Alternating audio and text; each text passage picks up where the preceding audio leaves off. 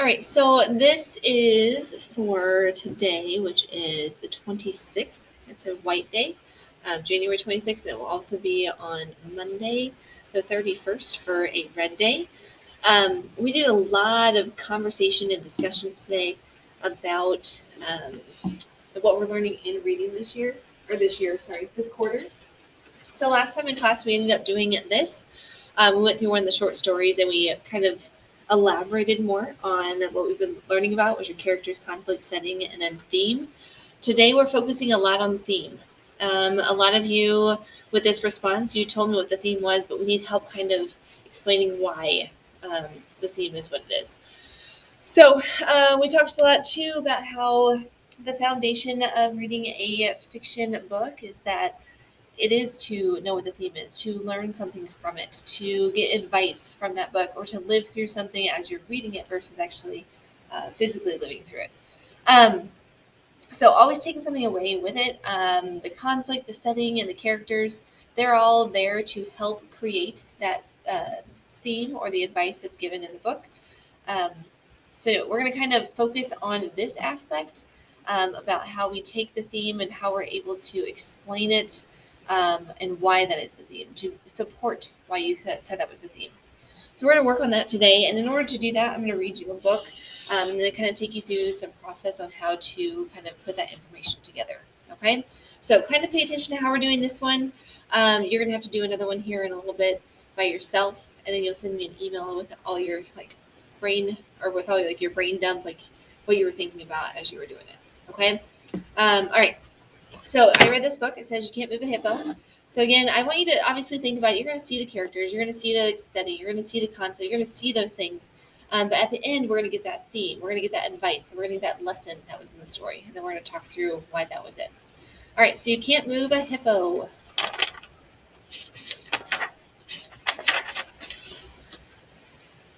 It was hot, and the sun shone down on a winding river, a wobbly bridge, and a very sleepy hippo. The hippo was huge, the hippo was heavy, and the hippo was in the way. "This is terrible," said a taunting lion. "My favorite shady spot is on the other side of that bridge, and I can't get to it with that hippo lying there. He will have to move." "You mark my words," squawked a green and blue parrot, who sat watching from the trees. "You can't move a hippo if it doesn't want to go." "Nonsense," said the lion. "He'll move for me. Don't you forget, I am the king of the jungle. I will order him off the bridge." And he strolled right up to the sleepy hippo. "Roar! I order you to move." But the hippo didn't move, not one little bit. "Don't you realize who I am?" roared the lion again, shaking his impressive mane. "Now move!" But the sleepy hippo just slept on, snoring as he did. "See," squawked the parrot, "I told you so." "What on earth's going on?" asked the long-tailed monkey, scrambling down from the trees. "There's ripe, juicy fruit on the other side of that bridge, and I can't get to it with that hippo lying there. He will have to move." "But he won't. We tried to order him off, but he just won't go." "Then we must push him off the bridge," said the monkey. "Come on." "But wait," squawked the parrot. "You can't move a hippo if it doesn't want to go." "Hogwash," said the monkey. "Just you watch." And they made their way up to the sleepy hippo. 1, 2, 3, push! But the hippo didn't move, not one little bit. "Push harder," roared the lion. "That's all right for you to say," puffed the monkey, "but I've got the hot, heavy part here." But the sleepy hippo just kept on, snuffling as it did. "See," squawked the parrot, "I told you so." "What a kerfuffle," said a bristly warhog, as he lumbered along and noticed the hippo on the bridge. "The best mud for rolling in is on the other side of that bridge, and I can't get to it with that hippo lying there. He will have to move." "But he won't. We tried to order him off. We tried to even push him off, but he just won't go." "Then we must try something else," said the warhog. "We must bounce him off the bridge." Okay, so at this point, we know what the conflict is. We know that these animals want to get to the other side of the bridge, but the hippo's in the way. So that's the conflict. Sometimes it's easier to write down what the conflict is before reading the whole story, so you don't give that story away. Because again, we don't want to have a summary of the story with the conflict, because that's not the conflict. You want to know what the characters wanted or what the character wanted, but what was in the way of that happening. So these three animals, they wanted to get across the bridge, but the hippo was in the way. All right. But stop, squawked the parrot. You can't move up, and you can help too, snapped the lion as he grabbed the parrot's beak. And they all made their way to the bridge. Ready, steady, jump. Up they went, and then down they went on the wobbly bridge. As they went down, the hippo went up. Hooray! But then the hippo went down, and when the hippo went down, the others went up and up and up, and then down and down and down. Splash! Into the river below. Splash! See, squawked the parrot as he dragged himself out of the water. You don't have to say it, snapped the lion. Excuse me, squeaked the little mouse as he hurried along. What seems to be the trouble? We're trying to cross the bridge, but that hippo just won't move. We've tried to order him off, we've tried to push him off, we even tried to bounce him off, but he just won't go. Let me have a try, squeaked the little mouse, and he scampered towards the sleepy hippo. He wriggled his ears, or his nose, and twitched his whiskers and whispered into the hippo's ear.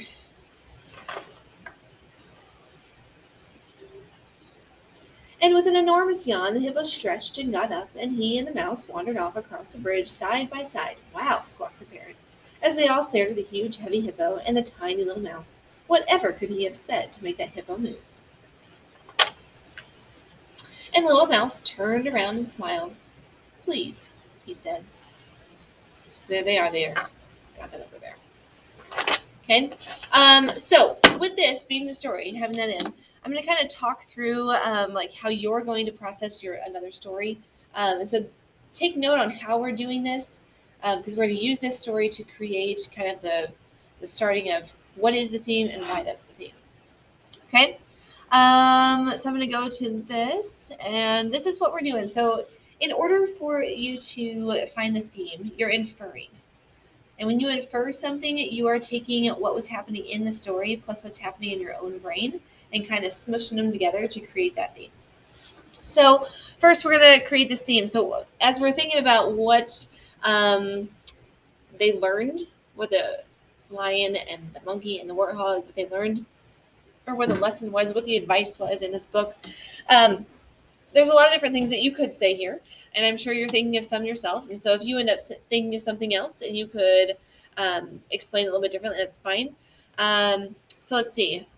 Theme of this story is maybe just use your manners, or being polite gets you a long way, or kindness matters, or something like that. So I'm going to put down, let's see.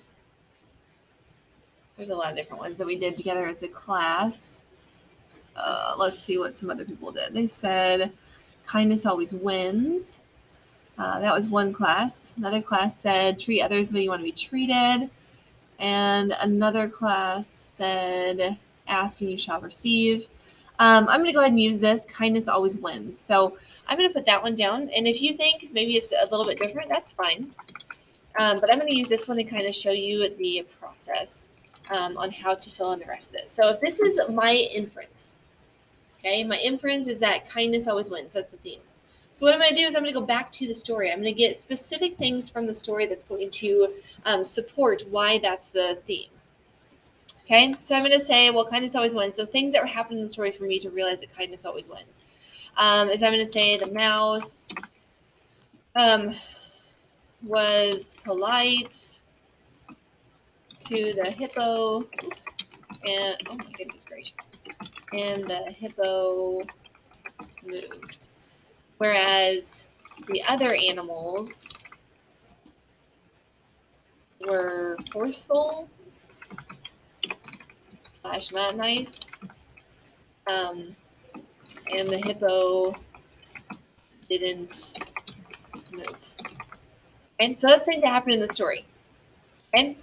But as I'm looking at this, I want to make sure I'm using specific things that happen in the story. So if I'm looking at it, and yes, it does not need to look nice.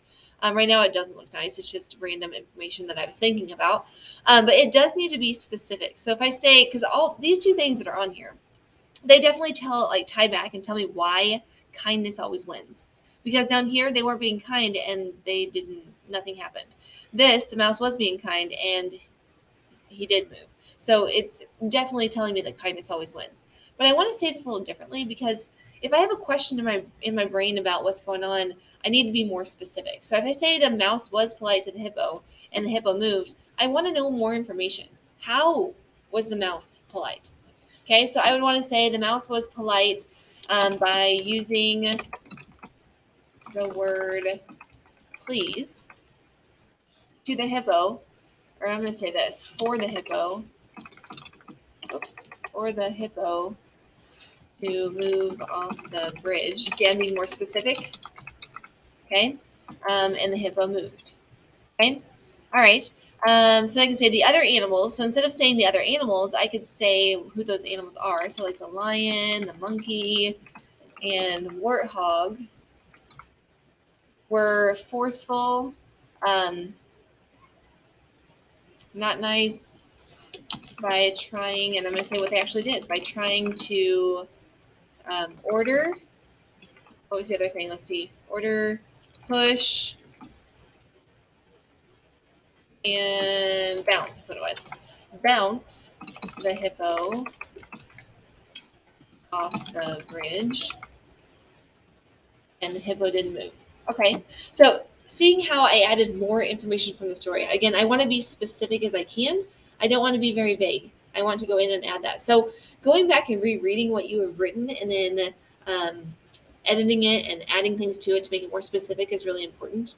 Other things I could also do to go back in and do this is I could go in and actually make them sentences. So there's all that kind of information in there.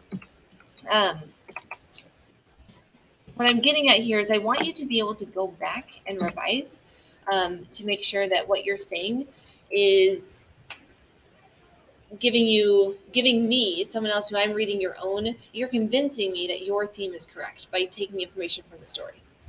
Okay, and make sure you be more specific. So now as I read this, the mouse was polite by using the word please for the hippo to move off the bridge, and the hippo moved.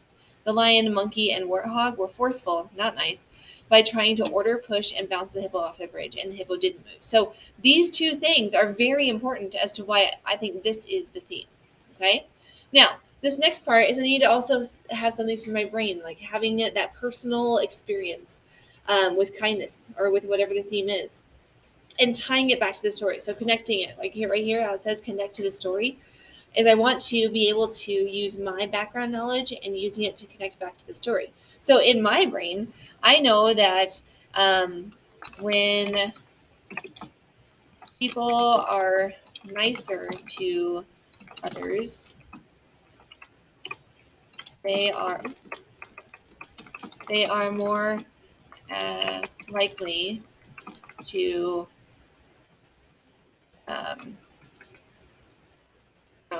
do what they're more like. How do I say this?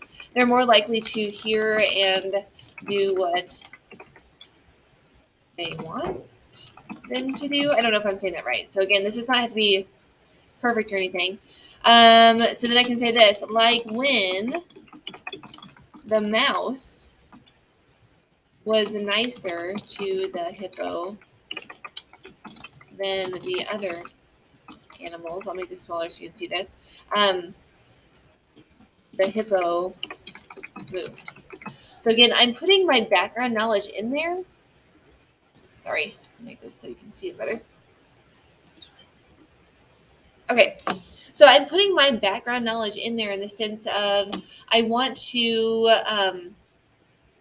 put what I notice about things, because in life, again, like when people are nicer to other people, they're more apt to do something for them.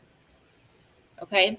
And so I want to say that, but then I want to connect it back to the story. So like I said here, you want something that's happening in life, but then it connects back to the story. So saying it this way allows for that to happen. So when people are nicer to others, they are more likely to hear and do what they want them to do. Like when the mouse was nicer to the hippo than the other animals, the hippo moved. So again, I'm just, reiterating how and why this theme is, in fact, the theme of the story. I used specific information from the story, and then I used specific information from my own personal experience, from my own brain, and then connected it back to the story. Okay? So that's kind of what you're doing. You're just going to kind of piece things together. And so what I want you to do is if you need to pause this, or if you need to rewatch and kind of look at how I was able to start with this, and then how I was able to end, how I was able to revise and edit, from my first response to what I have now, you can do that.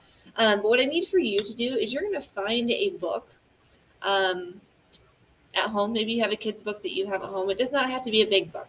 So if you want to find something very similar to this, like it's a children's book and you want to read that, and basically go through this same process with that, you can just open up an email to me, and you can just put it in there. You'll just say theme, what it is, and then have story and brain connect to story. You're just going to process through, like, what is your brain thinking, and how are you able to connect it back and be specific about what happened in your specific book. Okay. If you don't have a children's book at home or you can't find something, you can go to Storyline Online. You can use one of those books if you want. Maybe you already have a story in mind that you already know about. That's fine, but I do want you to make sure that you tell me what the title is. So if you want to, let's do it this way so that way you kind of know what you need to put in there. I'm going to do this. So your email is going to consist of this. You want to have title of book. You want to have the theme that you're choosing. You want to give me story, so like evidence from story to, I should say this. Do this differently, sorry. Why I think, goodness gracious, why this is the theme. Okay, so then you're going to have evidence story. Then you're also going to have evidence from brain, which is your personal experience. Then it should connect to story. Okay. That's kind of what you're doing. So when you email me, and my email again is this, I'll just put this in here really quickly just so you have it. dingman@parkhill.k12.mo.us. So that's my email. But you're going to email me the title of the book that you're choosing. You're going to put in what the theme of that book is. And then you're essentially going to tell me why. Why is that the theme? Okay, you're going to convince me that that's the theme of the story. And how you're going to do that is you're going to convince me by having evidence from the story, specific. Okay, so convince me that your theme is correct. Okay, so you'll have evidence from the story. Be specific. If you need to go back in and kind of like edit and revise like we did with the other one, that's fine. You should do that. And then you need to also have evidence from your own brains. You should have personal experience with your theme. And then I want you to connect it back to the story. Okay, so again, just like we did with this, it's the same idea. You're gonna do the same like brain thinking that we did on here. Okay, so again, if you need to rewatch this, you can. But again, you're choosing a children's story, a children's book. If you have one at home, great. If you don't, you can think of a book that you've read, or you can go to Storyline Online. You can get one of those books. That's fine. But I want you to, in your email, you're going to email the title of the book that you chose, the theme of the book, and you're going to convince me that your theme is correct by having evidence from the story, specific evidence, and evidence from your brain, personal experience with the theme, and then connect it back to the story just like we did with You Can't Move a Hippo. Okay? That's what I need. And then outside of that, you just need to make sure you're reading, and I will see you next time. All right.